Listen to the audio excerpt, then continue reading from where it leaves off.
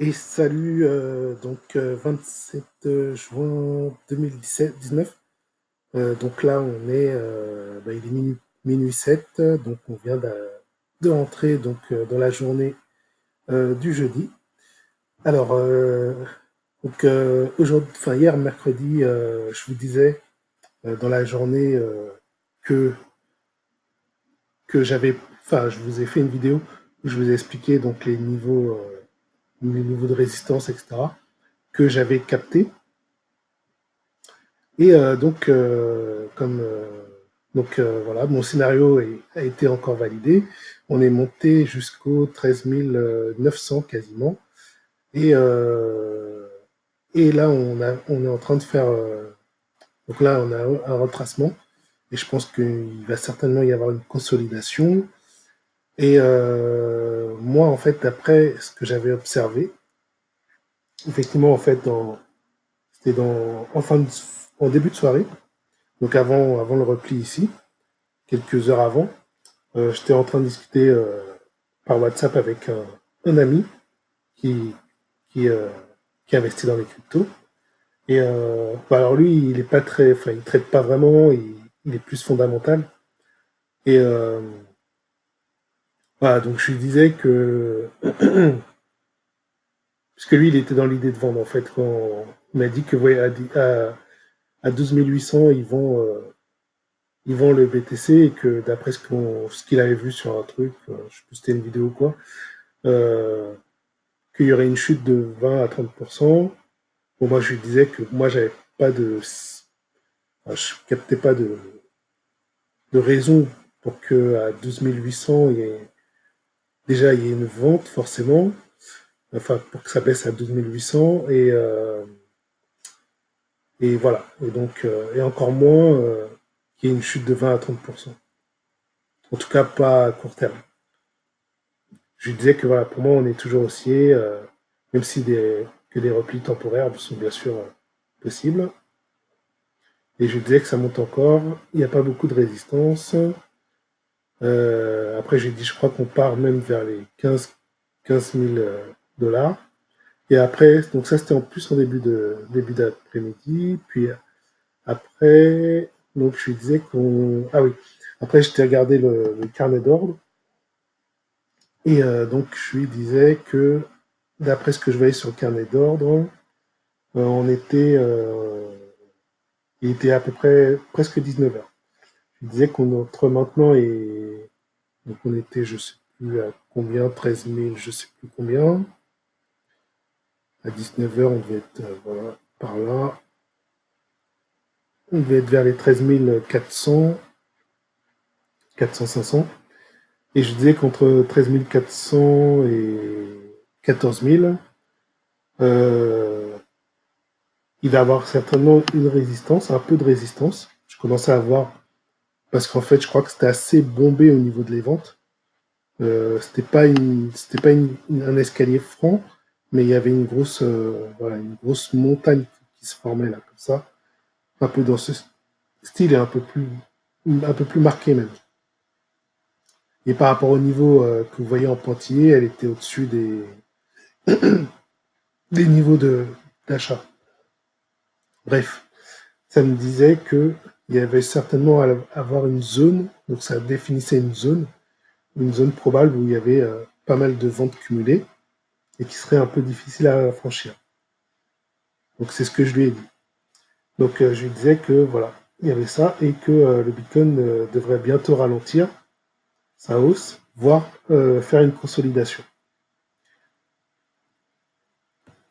Après, bon, on parlait d'un autre sujet en même temps par rapport au Bitcoin, etc.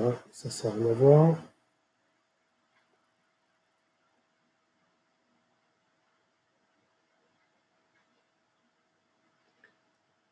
Donc lui, après, il me dit, voilà, il m'a dit, voilà, si le Bitcoin descend à 8 000 dollars, de le réveiller. Donc en gros, pour lui, il espère du coup que le Bitcoin puisse redescendre dans les 8 000 dollars. Moi, franchement, c'est pas du tout c'est pas du tout ma façon de penser parce que, voilà, moi, je trade au jour le jour et, enfin, je regarde le marché au jour le jour. Et ce qui m'intéresse, c'est la façon dont il évolue. Enfin, cherche pas à faire des prédictions ou quoi, ou à espérer quelque chose. En fait, je vis le marché, en fait. Je regarde le marché, voilà, je réagis en fonction de ce qu'il fait, et puis voilà. Parce que attendre enfin, espérer qu'il aille jusqu'à 8000, ça fait quand même aller là. C'est pas impossible, mais c'est quand même loin. Il y a pas mal de résistance avant, de support à franchir avant. Ça va pas se faire en un clic, un claquement de doigts. Ça va se faire par palier. Il va y avoir des zones de consolidation, etc. Et puis fondamentalement, enfin, ou psychologiquement, si on étudie la psychologie des marchés, ben, à l'heure actuelle, je vois pas vraiment ce qui peut le faire flancher jusqu'à 8000 $. Voilà, on n'est pas en période de bull market exagérée avec une spéculation énorme. On n'en est pas encore là, je pense. Même s'il y a de la spéculation et tout, mais on n'en est pas encore arrivé au point, à des points où il peut y avoir des gros retracements comme ça. Tout est possible hein, encore, mais pour moi, enfin moi je vois pas. Comme ça là, je vois pas ce qui peut le faire aller là, à ces niveaux-là. Et pendant que je parlais avec lui, voilà, donc je voyais aussi quelque chose. Donc pourquoi j'ai dit 4000? Voilà, parce qu'en fait, entre 14000, pardon, parce que j'avais vu, voilà, cette zone-là, là, donc, et effectivement, il s'était déjà marqué les 13875, que c'était une zone, donc là, vous voyez, c'est-à-dire que c'est une zone où il y a quand même un petit escalier, et je me suis dit, bah, si ça va jusque-là, il faut faire attention à arriver à ces niveaux-là. On va faire attention. Donc là, même, on a les petits traits là qui sont affichés, donc de 13 750 à 14 000 quasiment. Voilà, il fallait faire attention. Et on est arrivé où? On est arrivé au plus haut à 13 875. Donc vous voyez, on est arrivé pile poil dans cette zone-là. Juste avant, en plus, hein, franchement, bah, dans les 19 heures, quand je discutais là par message, bah, c'était la zone que j'avais définie. J'avais dit jusqu'à 14 000 parce que j'avais vu vraiment, voilà, cette zone-là qui commençait à. Enfin, elle n'était pas tout à fait comme ça tout à l'heure. Elle était un peu plus bombée et je voyais que ça pouvait faire office de. Ce serait difficile à passer. Et comme par hasard, c'est ce qui s'est passé. Alors, pour être très franc avec vous, j'ai pas pu capter ce mouvement de marché. Pourquoi? Parce que, eh ben, alors il était 22 h et quelques, et j'ai mon cousin qui est passé me voir. Du coup, bah, comme il est passé me voir, je n'allais pas être devant le marché devant lui. Il est arrivé à 10 h moins le quart. Puisque le dernier coup de fil, c'est quand il est arrivé. Donc 10 h moins le quart, il est arrivé par là. Donc vous voyez, on va dire qu'à 10 h, quoi, on s'est rencontrés, enfin il est venu, il est rentré vers 10 h chez moi, donc je regardais plus les marchés à ce moment-là, et boum, qu'est-ce qui s'est passé derrière? Moins d'une demi-heure après, et ben le marché, il y a eu une grosse bouchie baissière qu'il fallait capter en M15, et moi, qu'est-ce que j'avais fait? Vous allez voir ici, je m'étais mis une alerte en 15 minutes, c'est marqué 15 là, 15 minutes. Et je m'étais mis une alerte de croisement. Donc si le Bitcoin croisait la moyenne mobile, eh ben, toi, tu m'envoies une alerte. C'est ce que j'ai fait. Et donc j'ai reçu mes alertes, mais comme j'étais avec mon cousin, je ne les ai pas consultées. Je n'étais pas devant mon portable ou quoi, donc j'ai pas fait attention à ces notifications-là. Et boum, j'ai loupé ça.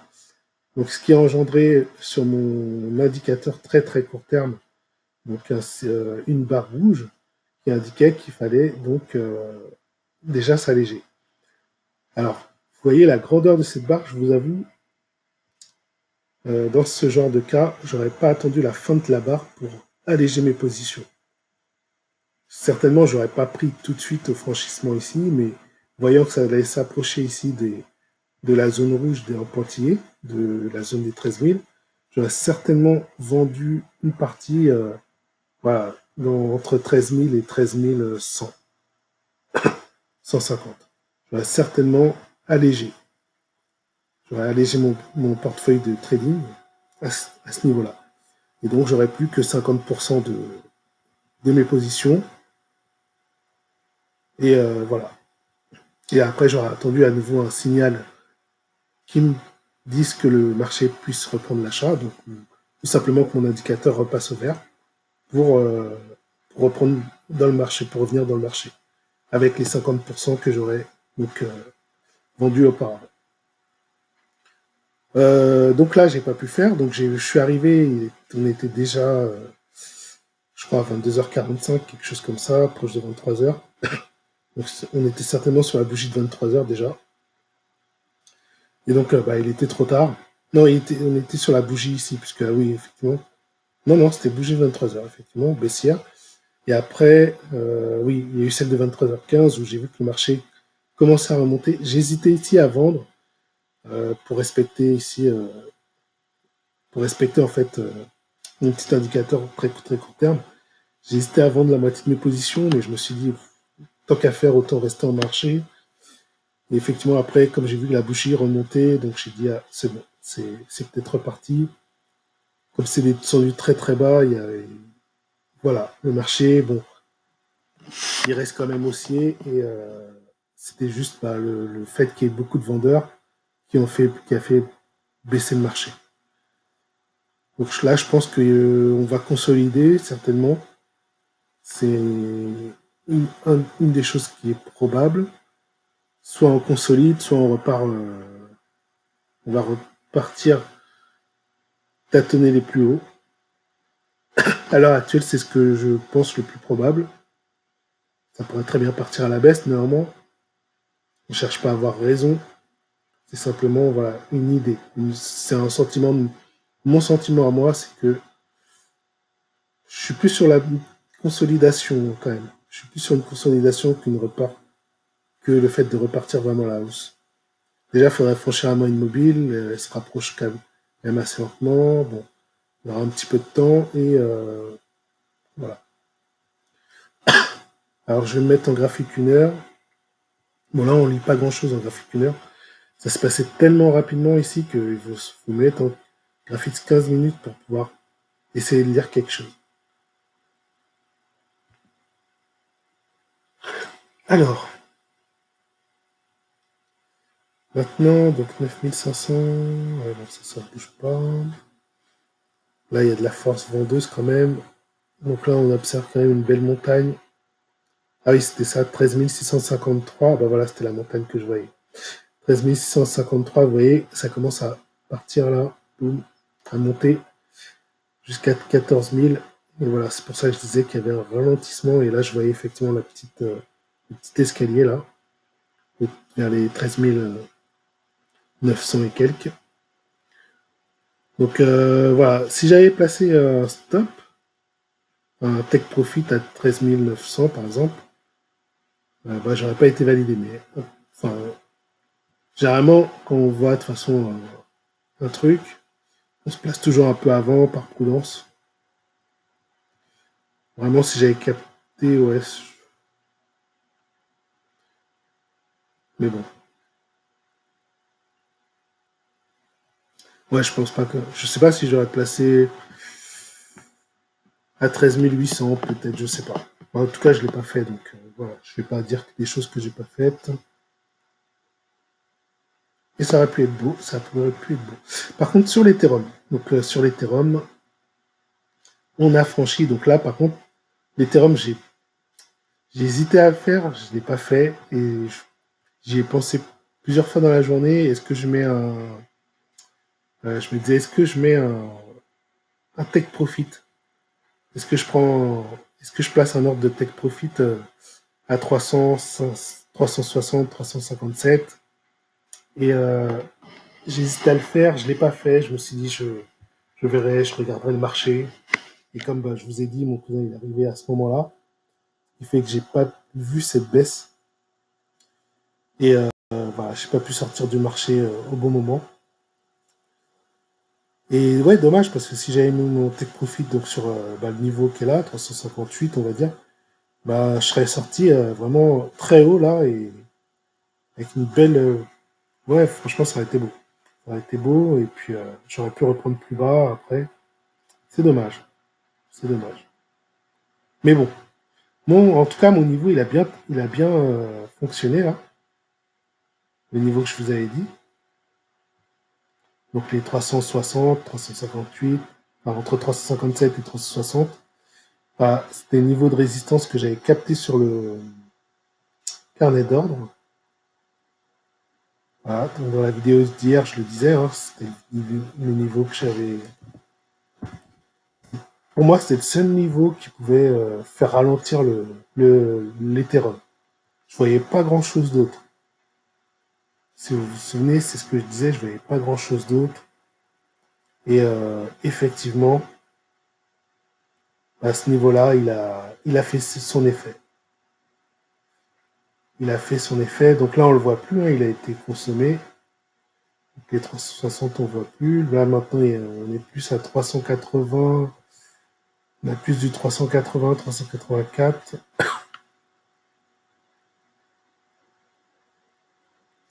Voilà, on a un 330 aussi. Donc là, il y a un 330 qui s'est un petit peu dessiné, mais bon, c'est pas encore. Voilà, on va regarder à plus court terme. Donc à plus court terme, moi, quand on voit 330,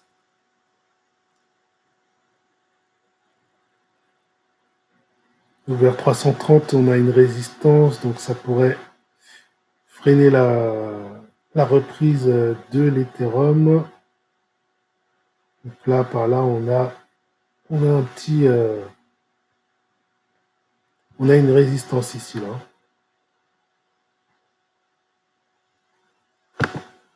Hop, hop. Là, on a une petite résistance là. Qui n'a pas l'air facile à franchir.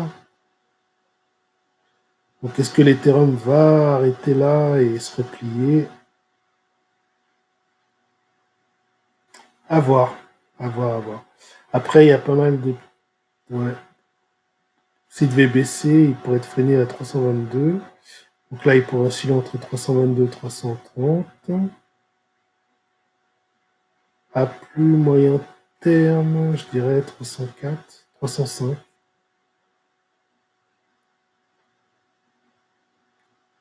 Ouais.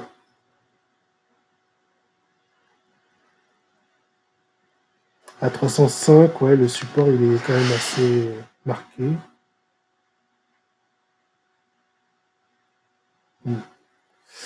Ok, ben voilà. Donc l'Ethereum, voilà. Bon, et ben sur ce, on verra demain ce qui se passe. Est-ce qu'on aura une consolidation, une reprise vers la hausse, ou est-ce qu'on aura le scénario que dont je parle moins, mais qui est tout aussi probable. Est-ce qu'on aura donc une chute du Bitcoin encore? Ben ça, on verra ça demain. Allez, bonne soirée, ciao.